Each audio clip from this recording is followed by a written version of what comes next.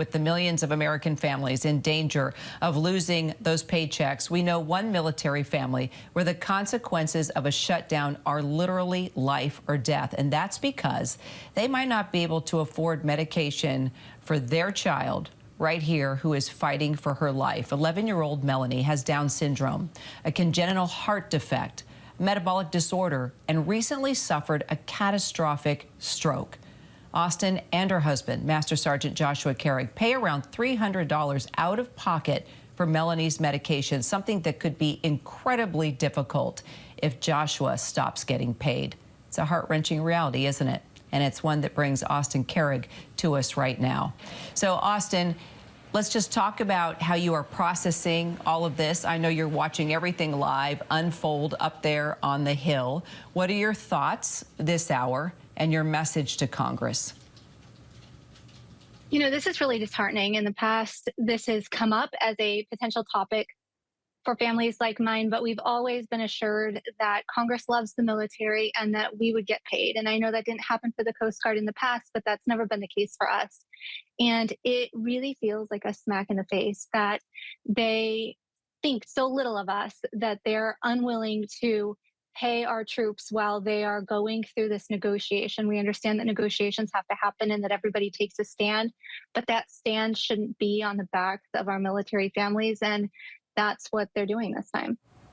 And the backs of your baby girl, too, that needs her medication. So, you know, what's your plan in the meantime, Austin? Congress seems no closer to any type of deal right now. So we've had a lot of conversations with family and friends, and nobody really has a lot of funds. We're the typical military family. We come from a background of not having a lot. At this point, I have a 21-year-old who's been saving for college who said, "Mom, if we have to, I think I have enough for a month. So I will give you the money to cover the meds if we need to." But no 21-year-old should be thinking about having to cover his baby sister's meds when her dad is active duty and should be receiving pay. Oh, my gosh. I'll tell you one thing. You have raised those kids right. I mean, you're giving me chills right now, Austin. So does Melanie, I mean, clearly your older kids understand the situation here. How are they handling it? And does Melanie understand what's going on here? Does she sense that something is wrong? So Melanie can definitely tell something's wrong. You know, like a lot of kids, she may not understand exactly what a government shutdown is, but she understands and very much knows that my husband and I are stressed out. We've seen that in her behavior and feel really bad about that. As far as our older boys, my 21-year-old is really determined to make a difference in the world. So he's taking in every little piece he can. And I know he's tucking it away for a later date. My 19-year-old is actually a congressional intern. So this has been hard on him on both sides because he hears what's happening at home, but he also gets those phone calls in an office where people are really upset and he can't tell them, you know, it's my family too, because that's his job. Wow. I don't know. I feel like he should say something, right? He's right there. He's a congressional intern. He should be telling these members of Congress, look, I'm here to do my job, but let me tell you about my sister. Let me tell you the reality of this shutdown. Are you kidding me, Austin? I think he should be advocating just like you. Let me ask you, our senior national correspondent, Rachel Scott, took your story to Capitol Hill. When asked about losing pay, Republican Ralph Norman said, first of all, they do get a paycheck. It's back pay. Your response?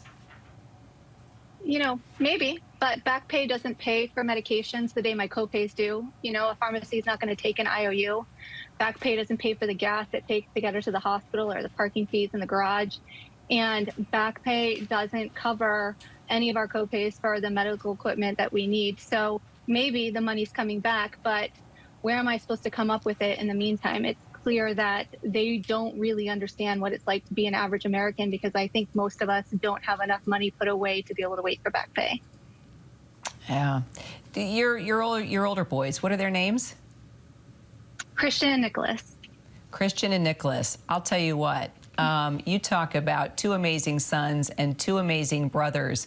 How are they sort of, you know, responding to this, not just the reality of what's going on, but when they see their sister concerned or maybe rattled by mom and dad being stressed out. Kind of tell us how, your boys have really come to the plate here to try to kind of ease the tension right now for all of you.